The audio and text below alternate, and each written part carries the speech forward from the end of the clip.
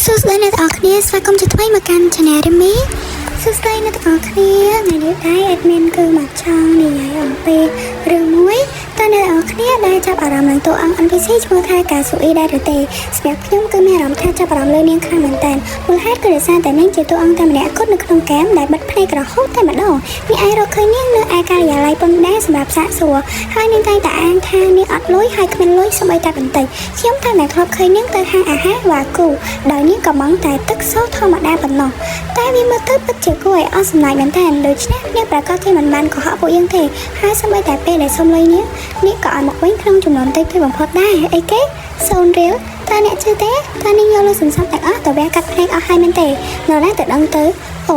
មានអ្នកខមមិនវីដេអូម្នាក់ប្រាប់អំពីល្បិចដើម្បីធ្វើឲ្យអ្នកបើកភ្នែកខ្ញុំសាកល្បងធ្វើតាមហើយចាំមើលតើវាជោគជ័យដែរឬទេវីដេអូនេះនឹងផ្ដោតទៅលើការ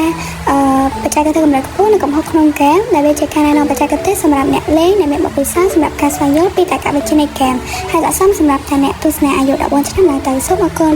ដំបូងយើងនឹងទៅសួនកំសាន្តហើយនៅសប្តាហ៍នេះកំពុងអង្គុយលើកៅអីបោះតោះដូរស្ទើរផលរបស់នាងទៅជាថោក57បន្ទាប់មកចុចទៅលើ item រួចទៅកាន់ផ្នែកខ្លួនខាងលើ upper body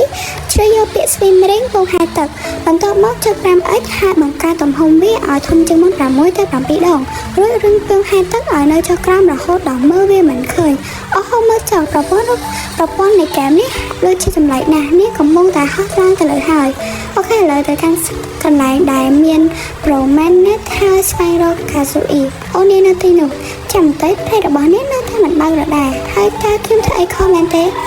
ដែលជាយើងត្រូវតែបដូរខុសទៅជាថង57ម្ដងទៀតហើយឥឡូវសាកល្បងបើកភ្នែកនាងចាំបន្តិចវាកំពុងតែដំណើរការហើយដូច្នេះលួយនេះពិតជាបានផលមែនអរគុណខ្លាំងណាស់ដែលប្រាប់ខ្ញុំអំពីវិធីនេះឥឡូវនេះយើងបើកភ្នែកនាងបានហើយតោះសាកល្បងជំហានបន្តទៀតខ្ញុំនឹងបង្ហាញអ្នកពីរបៀបលេងជាតួអង្គកាស៊ូអ៊ីតែម្ដងតោះខ្លួនខ្ញុំពិតជាស្រឡាញ់ smooth សក់របស់នាងណាស់តោះចាប់ដើមដំបូងចូលទៅកាន់ prop ហើយជ្រើសយក saboton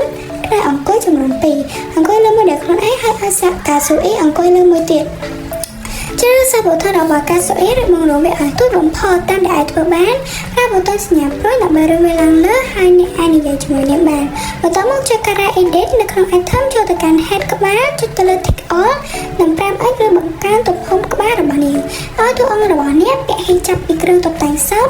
ចូលទៅ Cara Edit ឬអូចុះក្រោមហើយបន្ថយទំហំ hijab នោះឲ្យអស់រហូតដល់តួអង្គរបស់នាងមើលទៅដូចជាក្បាលទំពេកឥឡូវដល់វគ្គដែលពិបាកហើយបន្ថយល្បឿនចលនា motion speed របស់នាងឲ្យនៅកម្រិត0អ្នកត្រូវចុចពាក្យថា carry លើកនាងហើយអង្គុយរយៈពេលមួយប្រព្រឹត្តនេះបំផុតអ្នកត្រូវចុចប៊ូតុងថប់និយាយម្ដងទៀត